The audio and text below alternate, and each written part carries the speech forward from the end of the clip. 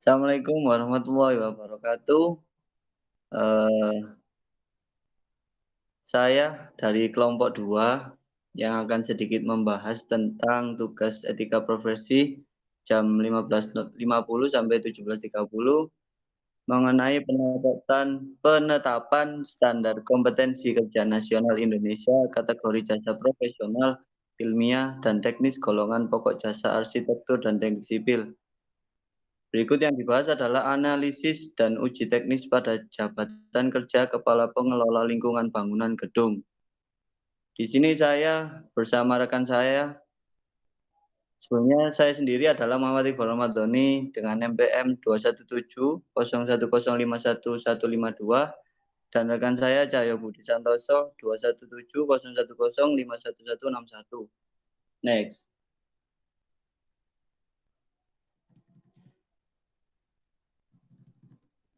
Hal yang kami bahas sudah tercantum pada SKKNI nomor 46 tahun 2015 tentang analisis dan uji teknis pada jabatan kerja kepala pengelola lingkungan bangunan gedung. Next. Sebelumnya mungkin saya jelaskan terlebih dahulu apa itu SKKNI. SKKNI adalah singkatan dari Standar Kompetensi Kerja Nasional Indonesia yang berfungsi sebagai satu acuan pendidikan atau pelatihan berbasis kompetensi, acuan untuk membuat struktur perusahaan. Ya, uji kompetensi dalam kurung kompetensi dan penyusunan SOP perusahaan. Next. Pokok pembahasan kami yakni satu kompetensi dalam kurung kemampuan kerja yang wajib dimiliki pekerja, dua dokumentasi kerja, tiga kesehatan dan keselamatan kerja serta lingkungan K3L, empat peralatan yang digunakan. Next.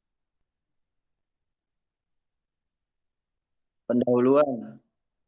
Persyaratan untuk kerja, jenis jabatan dan/atau pekerjaan seseorang perlu ditetapkan dalam suatu pengaturan standar, yakni Standar Kompetensi Kerja Nasional Indonesia yang disingkat SKKNI. Standar Kompetensi Kerja Nasional Indonesia adalah rumusan kemampuan kerja yang mencakup aspek pengetahuan, keterampilan dan/atau keahlian serta sikap kerja yang relevan dengan pelaksanaan tugas dan syarat jabatan yang ditetapkan sesuai dengan ketentuan peraturan perundang-undangan. Tujuan lain dari penyusunan standar kompetensi ini adalah untuk mendapatkan pengakuan kompetensi secara nasional bagi tenaga kerja pemegang sertifikat kompetensi jabatan kerja ini. Next. Pemetaan dan kemasan standar kompetensi. Tujuan utama, mengelola melaksanaan pekerjaan berkaitan pengelolaan lingkungan bangunan gedung. Fungsi kunci 1. Pengembangan diri dan fungsi umum pekerjaan serta persiapan pekerjaan. 2. Mengelola lingkungan bangunan gedung. Next. Fungsi utama 1. Pengembangan diri dan fungsi umum pekerjaan. 2. Persiapan pekerjaan. 3. Mengelola dan mengendalikan lingkungan. 4. Menangani kondisi darurat dan pelaporan. Fungsi dasar 1. Menerapkan peraturan-peraturan yang terkait dengan pengelolaan lingkungan gedung bertingkat. 2. Melakukan komunikasi di tempat kerja. 3. Menyusun rencana kerja. 4. Melaksanakan pengelolaan air bersih. 5. Melaksanaan pengelolaan sampah. Next. Dan juga 6. Melaksanaan pengelolaan air limbah. 7. Melaksanaan pengendalian pencemaran udara. 8. Melaksanaan program penghematan energi. 9. Melaksanaan penanganan kondisi darurat. 10. Melaporkan hasil pekerjaan. Next. Nah, berikut adalah daftar unit kompetensi yang akan kita bahas. Ada nomor 1 sampai 10 dengan kode unit yang tertera serta judul unit kompetensi dan akan dilanjutkan oleh rekan saya Cahyo Budi Santoso. Dipersilahkan.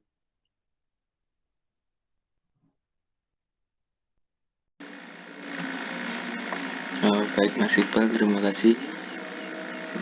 Menerapkan peraturan-peraturan yang terkait dengan pengelolaan lingkungan gedung bertingkat. Elemen kompetensi 1. Menyiapkan ketentuan dan peraturan perundang-undangan terkait pengelolaan lingkungan.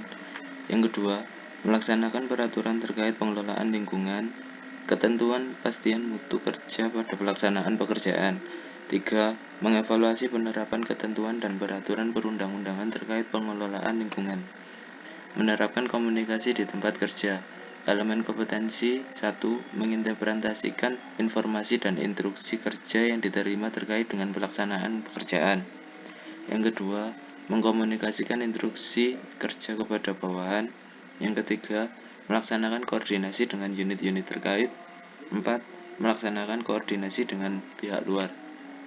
Menyusun rencana kerja. Elemen kompetensi 1. Menentukan target kerja.